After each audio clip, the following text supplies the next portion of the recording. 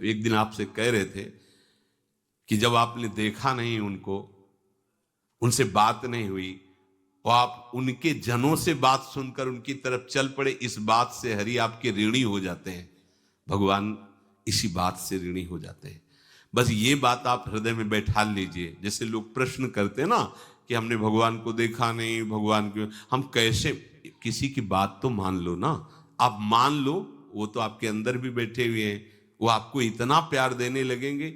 जहां कोई सहायक नहीं होगा वहां हरि आपको दिखाई देंगे। देख लेना, बिगड़ी ऐसे क्षण में बन जाती है, ऐसा लगता है गला कटा तो वो तलवार गले तक आएगी, हार बनकर सुगंधित फूल बन जाएगी, पर गले तक आने आने तक तुम्हारी निष्ठा देखी जाएगी।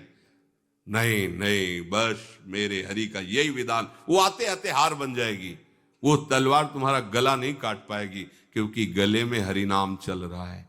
मान लो हमारी महालक्ष्मी चरण चापती रहती, क्या चाहिए तुम्हें, क्या चाहिए। आप सच्ची मानिए, क्या मतलब कितनी मलिनता छा गई है। हम इसको मार देंगे तो 2 लाख रुपए मिल जाएंगे, ये कर देंगे तो। अरे भैया, अगर तू हरि नाम जपेगा तो इसकी कीमत नहीं है, कीमत नहीं, अमूल्य वस्तु है। इसके ब्याज में तू कुबेर बन सकता है।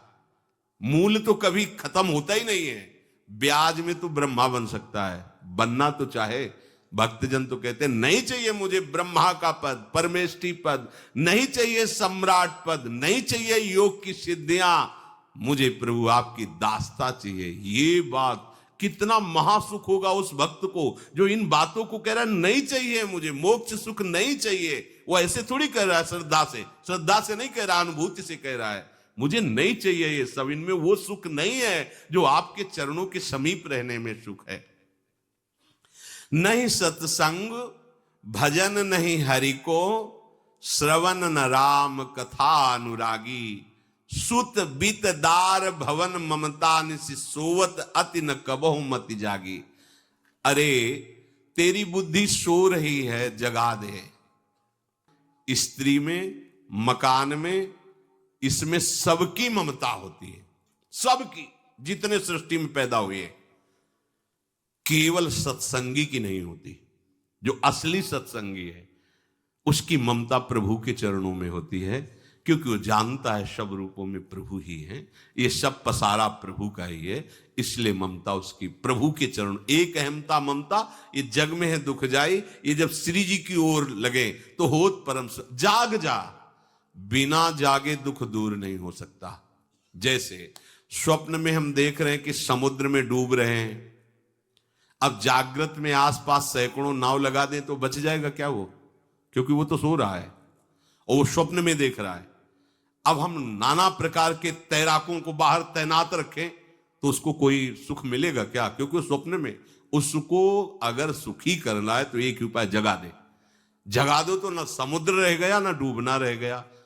ऐसे ही संसार में मोह से ऐसे ग्रसित जीव है, भाई इतना ही सुखचार है, और उसी स्वप्न में वो दुख से निवृत्त होना चाहते हैं। अब हम बाहर से उनकी कामनाओं की पूर्ति करने वाली बात करें तो क्या वो सुखी हो जाएंगे क्या? इसीलिए कोई साधु जो भगवत मार्ग का पथिक है वो कभी सपोर्ट नहीं करेगा जाओ ऐसा, वो जाओ ऐसा ही है जैसे उस स्वप्न में समुद्र में डूब रहा है, बाहर से हम जल जहाज नाव तैराक सब लगा रहे हैं, लेकिन वो नहीं सुखी होगा, क्योंकि उसके सुख का कारण तब बनेगा जब स्वप्न हटे। स्वप्न तब हटेगा जब वो जागे। जो सपने सिर काटे कोई, बिन जागे दुख दूर न होई, तो उसको जगा दो। साधुजन क्या करते हैं? जगा देते हैं उसको।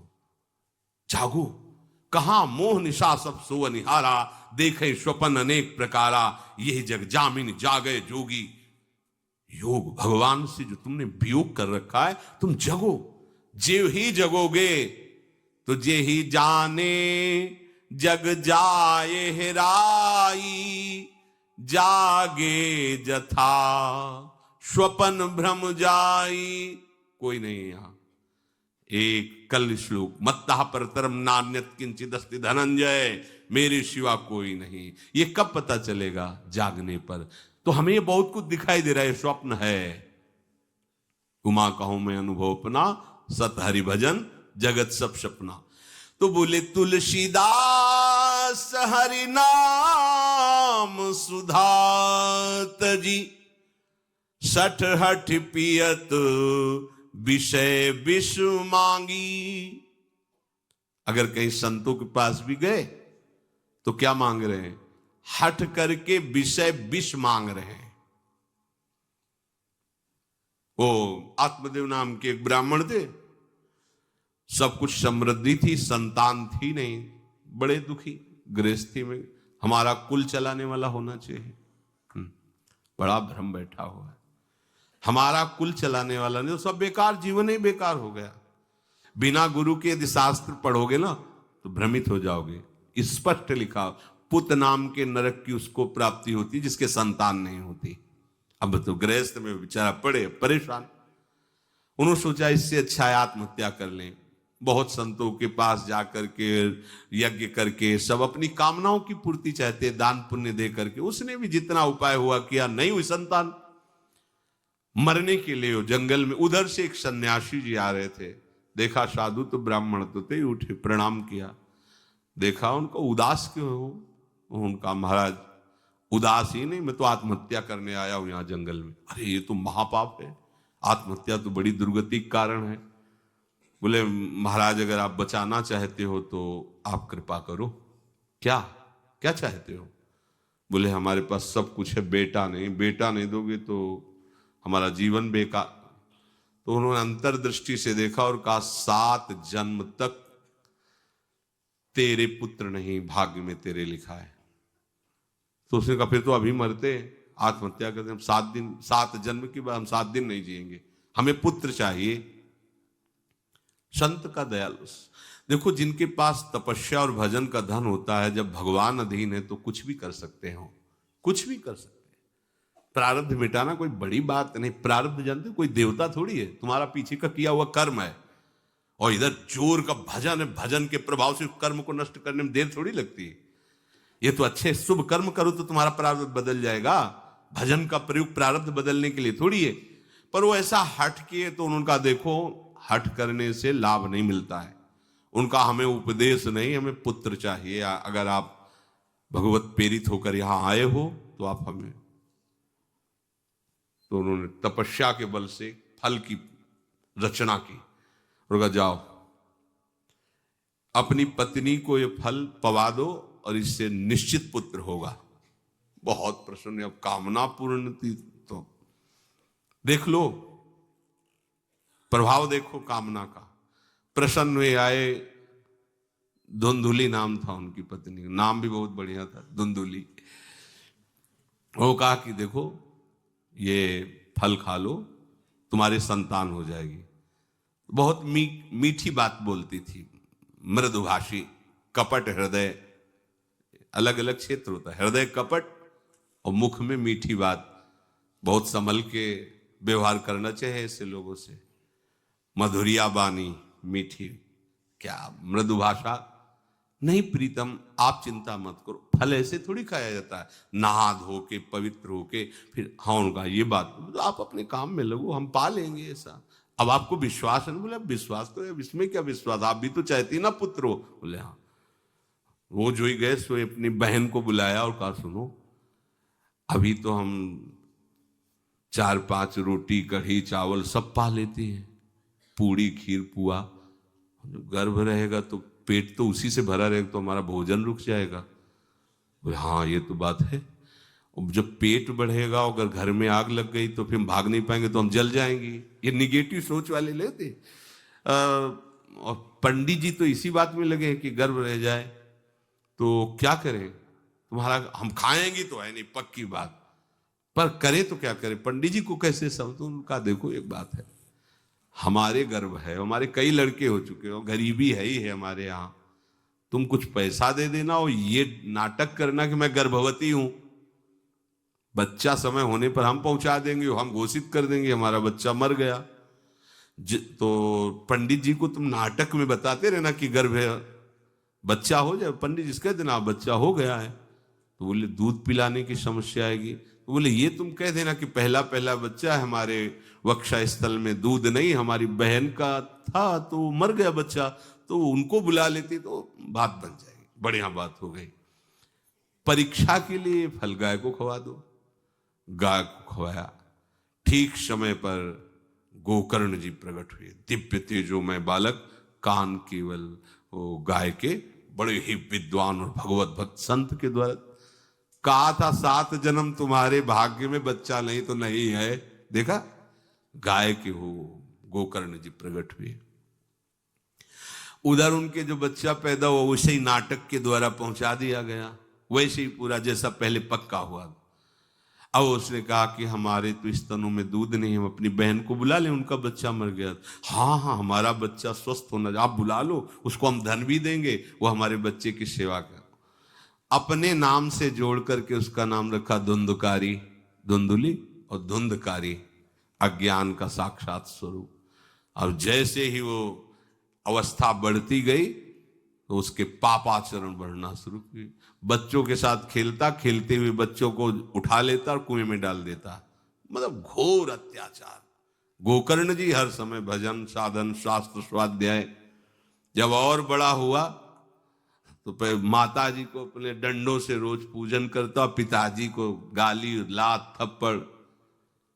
पिताजी तो रो पड़े, गोकर्ण जी से कहा कि बेटा हमारी गाय से प्रकट हुए पर भरोसा आप ही का है, बचा सकते हो। तो बोले पिताजी जाओ यहां से, भाग जाओ यहां से, एकांत जंगल में जाकर भगवान श्री हरि का भजन करो। उन्होंने 2 श्लोकों में प्रदेश किया। दूसरा श्लोक ये, धर्मम भजस्व सततम त्यज लोक धर्मान, सेवन सदा साधु पुरुषं जहि काम तृष्णाम, अन्यस्य गुण दोष चिंतन मास मुक्त्वा, सेवा कथा रस मोहो नितराम पिबत्वम। हे पिताजी, अब तुम लोक धर्म का त्याग करके भागवत धर्म को स्वीकार करो, एकांत में जाकर साधु महापुरुषों के संग से उनके उपदिष्ट उपदेश के अनुसार आचरण करो, प्रभु की लीला कथा सुनो, ना कोई कामना ना कोई तृष्णा, किसी के गुण दोष का वर्णन मत करना, और सदैव भगवत सेवा भावना में रहना, इसी जन्म में तुम्हें भगवत प्राप्त। वो तो उधर गए, इतनी पिटाई की उसने माँ की, माँ कुएं में गिरकर आत्महत्या कर ली। फिर तो मनमानी आचरण, कुछ वैश्याओं को रखा और चोरी करके लाया। वैश्याओं ने सोचा किसी दिन पकड़ा जाएगा ये और हम, तो उसके हाथ पैर बांध दिए, चारपाई में ला के मुख में अंगार डाल, वो मरा भयानक प्रेत। कामना ने क्या किया, सर्वनाश। किसी को हरि विमुख होकर कभी सुख मिल सकता है?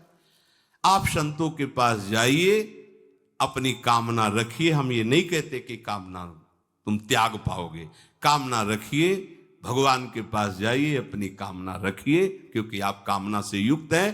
पर छूट इतनी दे दीजिए कि जिसमें हमारा मंगल हो वो करना। जैसे नारद जी भगवान से अपनी कामना रखते हैं कि हमारा ब्याह करवा दीजिए, और बाद में एक छूट दे देते हैं कि जेहि विधि होए नाथ हित मोरा।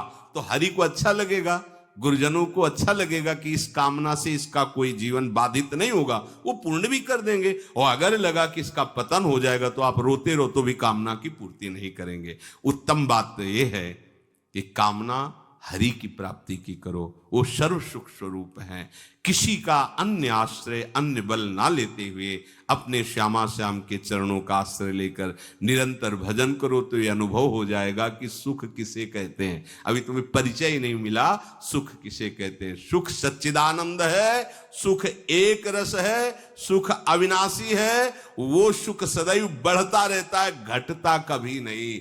एक रस होते हुए भी प्रतिक्षण वर्धमानम है, कभी कभी अंत नहीं होता इस सुख का। ऐसे अनंत सुख के लिए हमें मनुष्य जन्म मिला है। प्यारे, इसे मत खोइए, हर समय राधा राधा राधा राधा राधा, और किसी को दुख मत दीजिए। कोई गंदा नशा मत कीजिए, कोई गंदे आचरण मत कीजिए, गंदा भोजन मत कीजिए जिससे अन्य जीवों को कष्ट हो। ऐसा कोई भोजन स्वीकार मत करो। इसी जन्म में आप देख लेना, इसी जन्म में आपको वो वस्तु मिल जाएगी, निहाल हो जाओ। हम किसी पक्षपात की बात नहीं करते। अगर इस छाती को बचपन से अभी तक ऐसा, तो हम कह देते कि भाई आगे कुछ भी हो, कोई भी हमारी गलती हो, हम ये मान सकते हैं, पर हमें ये पता चला कि बचपन से आज तक जलता ही रहा, कभी शांति नहीं मिली, भागता ही रहा पर कभी विश्राम नहीं मिला। और हम ये आपको कह रहे हैं कि जैसा प्यार प्रभु वैसा अन्यत्र कहीं कभी कहीं नहीं मिला। और प्रभु के प्यार का मूर्तिमान स्वरूप हमारी प्यारी जू निहाल कर दिया प्रभु ने। प्यारी जू के चरणों का आश्रय और उनका परिचय देकर पूछो बस, यहां वाणी मौन हो जाती है। प्यारी जू तो प्यारी